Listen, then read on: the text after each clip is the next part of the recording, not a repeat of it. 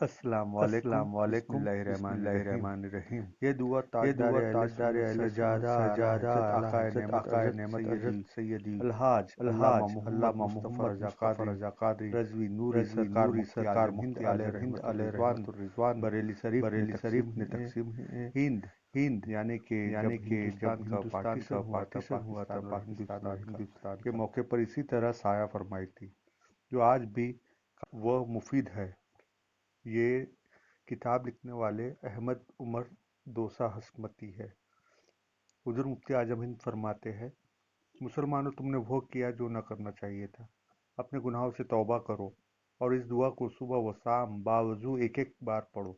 اس کو لکھ کر اپنے گھروں اور دکانوں میں لگاؤ، اپنے بچوں کے گلوں میں ڈالو، نماز کی پابندی کرو۔ انشاءاللہ تعالی تمام آفت ارضی و سماوی ہر قسم کے اغیار کے حملوں سے محفوظی، ہر ظاہری و باطنی بلا کا رد ہوگا اور ذلت و پستی سے بچتے رہو گے۔ پھر حضور مفتی اعظم ہند نے لکھا، فقیر مصطفیٰ رضا قادری بریلوی۔ عمل بے نظیر کیا ہے؟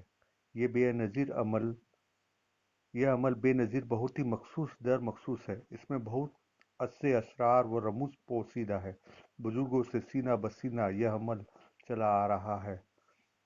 ہندوستان کے بٹوارے کے بعد قبرستان بن گیا تھا۔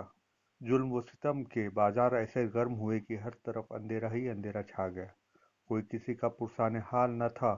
حشر کا سا سما تھا۔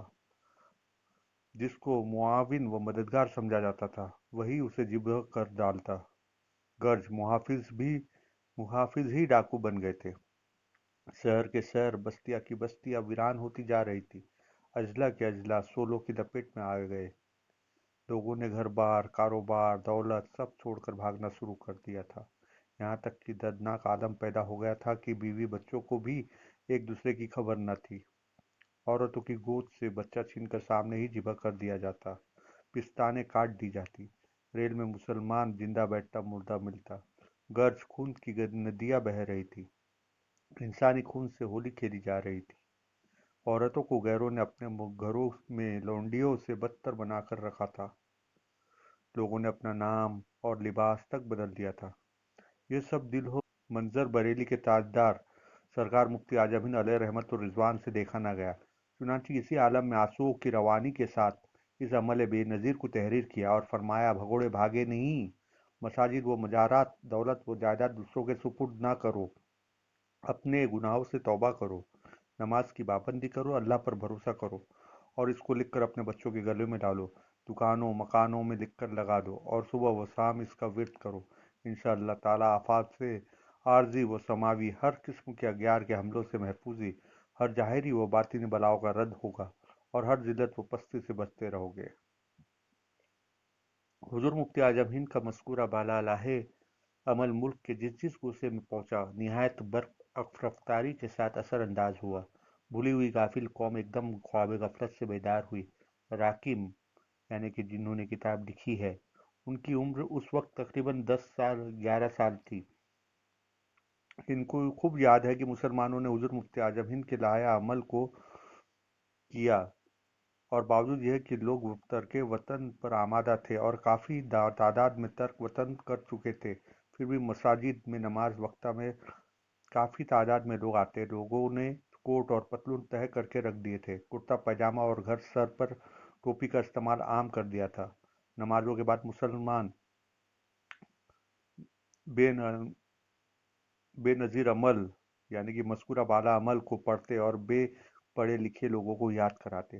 مساجد میں نماز پڑھنے والوں کی تعداد اتنی زیادہ ہو گئی تھی کہ آزادی وطن سے پہلے اتنے نماز پڑھنے والے پانچوں وقتوں کی نماز میں نظر نہ آتے تھے۔ ہر طرف اسلامی ماحول نظر آتا تھا۔ لوگ اللہ اللہ کرتے نظر آتے۔ لوگوں نے ریڈیو اخبار پڑھنا عموماً ترک کر دیا۔ جو اخبار بین تھے وہ بہت مختصر اخبار پڑھ لیتے۔ زیادہ وقت اپنا عمل مذکورہ یعنی بے نظیر عمل کو پڑھنے میں ہی صرف ہوتا۔ مسلمانوں میں عجیب قسم کا جوش و خروش پیدا ہو گیا تھا۔ وہ دنیا کے تمام سہاروں سے بے نیاز ہو گئے، صرف اللہ اور اس کے محبوب حضور صلی اللہ علیہ وسلم کی حمایت اور نصرت کے طالب ہو گئے تھے۔ مسلمانوں میں مذہبی ماحول بن جانے کے باعث اخوت اسلامی کا وافر جذبہ پیدا ہو گیا تھا۔ अगर कहीं किसी मकाम पर हंगामा होता तो दूसरे मोहल्ले और मकाम के लोग अपने भाइयों की हिफाजत के लिए पहुंच जाते।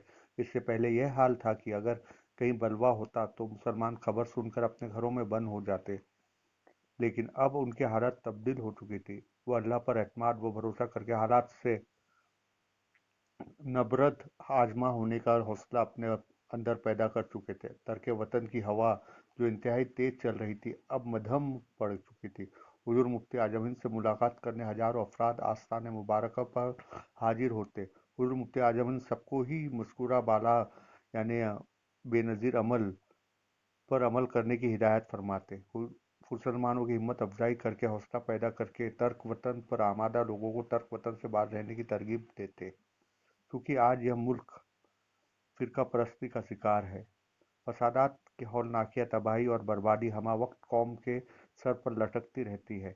इसलिए यह लाया अमल यानी बेनज़ीर अमल आज भी इतना ही मुफीद है जैसे आज़ादी वतन के बाद के हालात गुज़िश्ता बातों में कह चुके हैं मुफीद साबित हुआ था। लिहाजा हुजूर मुफ्ती आजम हिंद का मुरतब लाहे अमल मिन व अन नकल करते हैं ताकि मिल्लत इस्लामिया इस्तेफ़ादा कर सके।